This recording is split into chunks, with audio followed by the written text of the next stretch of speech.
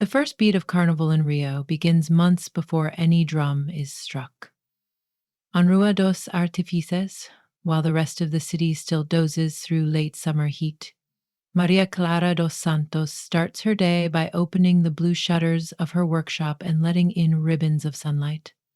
Her world is pigment and paste, feathers and sequins, shavings of balsa that curl like little question marks onto the floor. People call her a feiticeras das máscaras, the witch of masks, partly in teasing admiration, partly in awe. Every mask that leaves her hand seems to carry away a sliver of its wearer's inhibitions, revealing some deeper glimmer of soul. Maria never corrects the nickname. She learned long ago that truth, like magic, can hide itself in plain view. This year, however, she has promised herself something different. For all the years she has coaxed beauty out of raw materials, Maria has never actually joined the parade. The escolas de samba march past her door, their brass and percussion braiding through the night. But she watches only from the sidelines, letting others wear her creations. There are 1,000 reasons, none she could articulate without shrugging, but in her chest is an unnamed ache. A worry that if she steps into the revelry herself, the mask maker might be forced to take off her own disguise. 3 weeks before the festivities, a parcel arrives from Salvador. A small wooden box wrapped in coarse cloth. Inside lie 2 smooth, unpainted masks carved from pau ferro, a wood that smells faintly of rain. Alongside them is a letter from her Aunt Alder, a candomblé priestess, who writes in looping script. These were shaped beneath the ceiba tree that stands at the heart of our terreiro. Work with them gently. The wood remembers. Maria runs her fingers over the grain and feels something restless, as though it pulses with the memory of roots and sap and secret songs hummed to seedlings at dusk. That night she dreams of the ceiba tree, its roots tangling through time, its branches hung with lanterns of fireflies. In the dream, 2 faces emerge from the bark, one smiling, one mournful, then merge into a single shape that shatters into sparks. She wakes, slick with sweat, understanding without knowing how that the wood in her studio expects more than mere decorative flourish. It asks to become not simply masks, but mirrors. For the next days, she works in silence, intimidated by the wood's hush. She traces delicate slits for eyes, shapes lips, neither grinning nor frowning, and bleeds color onto cheeks with washes of indigo and gold. She embeds small shards of obsidian at the inner corners of the eyes. Her aunt once taught her that volcanic glass wards off deceit. By the time she fastens the last plume of a midnight fum macaw, she hardly recognizes her own handiwork. The pair of masks seem to watch her with patient authority, like elders waiting for her to voice a confession. She names them Veritas and Ravello, and though she normally hangs finished pieces in the window, these she keeps shrouded in silk. Carnival week arrives in a bright delirium. Every storefront window, except hers, explodes with color. The corner shops hum. Steel pan riffs ricochet between high-rise balconies, and the sidewalks gleam with crushed glitter that sparkles even in shadow. Maria receives customers in a steady stream, but whenever someone's gaze lingers on the covered shapes at the back of the room, she ushers them toward less dangerous beauties. Jester smiles, feathered phoenixes, neon jaguars. The enchanted pears, she tells herself, are not for sale. They are waiting for their own reason to exist. On a muggy Thursday evening, that reason walks into the workshop. He is tall, spare, and moves with the quiet certainty of someone accustomed to his own rhythm. A battered surdo drum case hangs from his shoulder. His name, he says, is Lucas Gabriel Mendes, percussionist for the Unidos da Lapa Samba School. He needs a mask, something simple, he explains, because drummers cannot risk obstructed vision or a strap that might catch on a drumstick. His voice is measured, almost flat, like the pause between 2 beats. Maria studies him over the rim of her teacup. His posture is impeccable, his face an untroubled landscape. Only his hands betray him.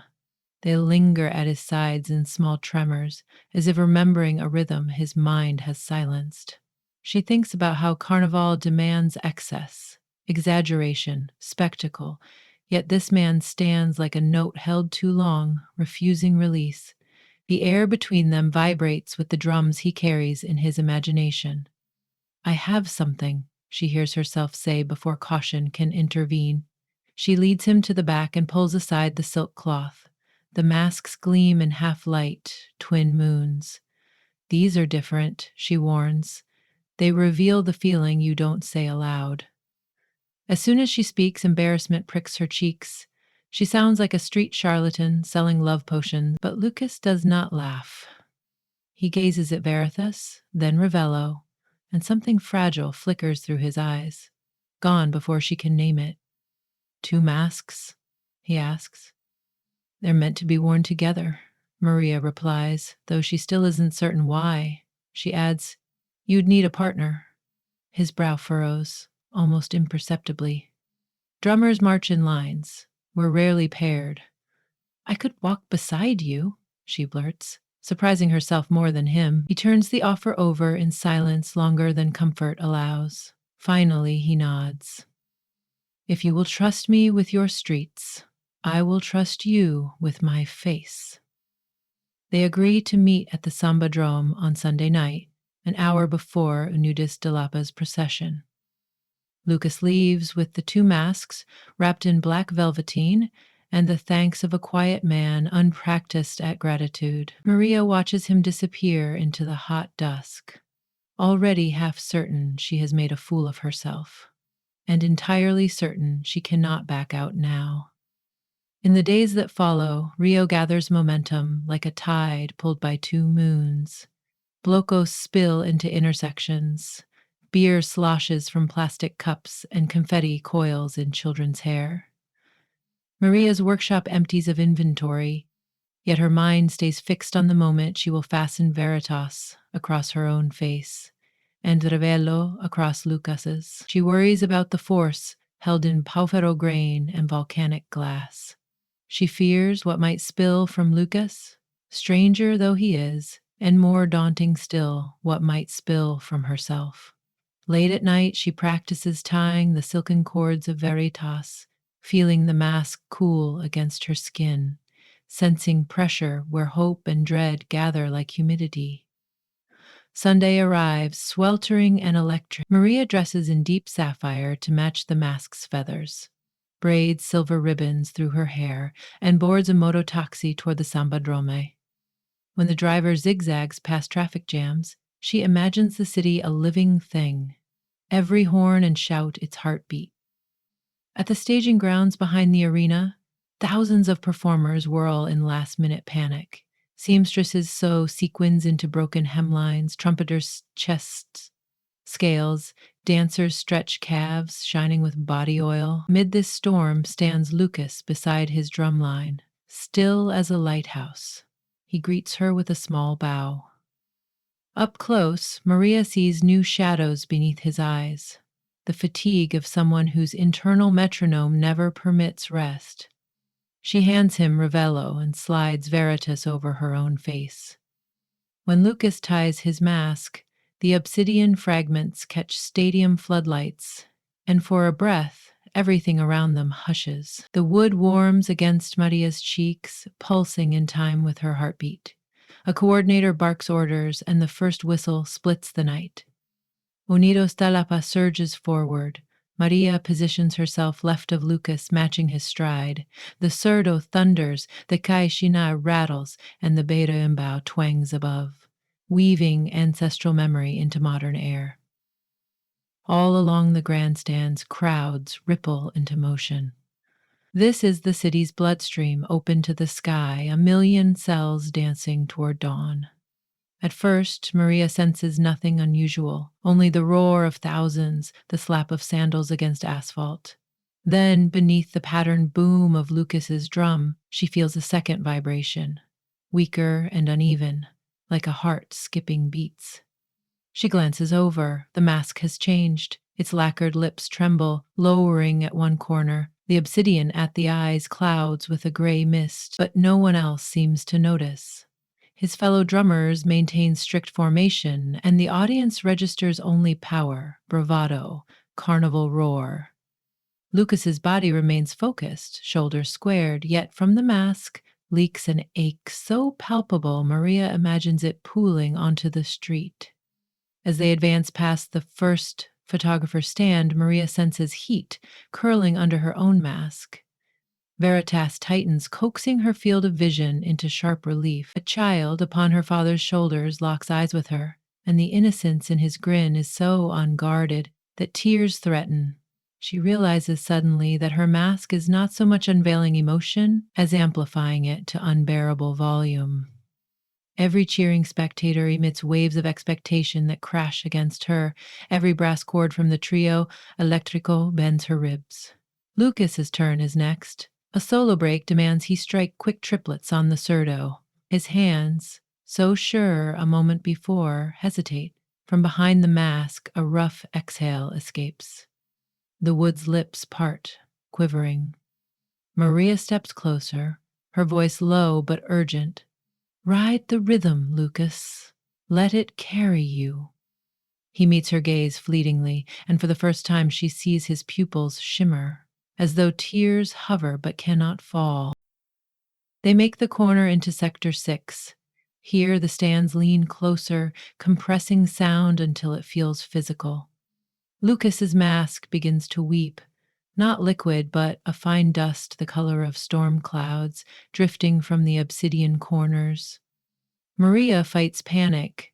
She cannot rip off his mask without shattering the enchantment. Yet the dust coats her arms, a reminder that secret sadness refuses neat containment. She remembers her aunt's words. The wood remembers. Perhaps it remembers sorrow most of all. Above the percussion, the Escolla singers launch into their refrain. Ningún danza sozinho. No one dances alone. The lyric strikes Maria like cool water. She leans her shoulder gently against Lucas's, matching her heartbeat to his drum's pulse, letting him feel her weight as a tether. Slowly his blows regain steadiness, the dust thinning. But the truth of his anguish still hovers, raw and visible to her alone. When the routine ends and the drummers file toward the exit ramp, Maria guides Lucas behind a float shaped like a golden phoenix. Its mechanical wings clatter, drowning their voices from prying ears. She reaches for the knot at the back of his mask. He tenses. Don't, he whispers. If you remove it now, everyone will see. Then let them, she begins, but Lucas shakes his head. You don't understand. A drummer must be the spine. If the spine breaks, the body collapses. Maria's own mask hums, heaving with words unspoken. Veritas seems to demand she offer honesty equal to what she asks. She inhales. I have hidden too, she says. I sell faces to strangers, but keep none for myself. Because I'm afraid that if I join the dance, someone will discover the emptiness I pretend isn't there. Lucas's shoulders sag, relief mixing with fatigue. Emptiness, he echoes. Yes. He lowers the surdo to the pavement. The slung weight leaves his torso exposed, fragile without its armor. Last year, my brother Miguel played beside me. He was louder, faster, always turned a solo into a story. A month later, a drunk driver took him. Since then, I keep my beat exact, nothing more. If I play with joy, I'd betray mourning. If I play with mourning, the school loses finals. He gestures helplessly. So I play with nothing. Maria reaches up. The dust on his mask stains her fingers gray. The mask shows what you feel, she says. It doesn't cause it. You carry that sadness already. Let it move through the drums. He looks down. Sadness is heavy. The beat must travel. So let others help carry it. She touches her own mask. No one dances alone, remember? A whistle calls performers back to their next position. The phoenix float lurches forward. Lucas nods, resolves. They retie his mask and step into line. The final stretch gleams beneath searchlights. A bright corridor of delirium. Lucas lifts his mallet, but this time, when he strikes, He lets the blow linger half a breath longer, giving the note room to bloom. The surdo answers with a low thunder that quivers even the metal benches of the grandstand. Gasps ripple through the crowd, subtle, but Maria hears them. The tone is raw, not neat, a story told in skin and wood and air. The other drummers adjust, widening their intervals instinctively. The line becomes conversation, then catharsis. To Maria, the rhythm feels like rain in drought, loosening hard ground. Around them, dancers arch spines as if nourished by sound. Horns swell, the entire escola seems to exhale. Veritas cools against her face, as though satisfied. Maria's own guarded loneliness leaks out as a shimmering warmth that threads into the percussion. She no longer march walks beside Lucas, but dances.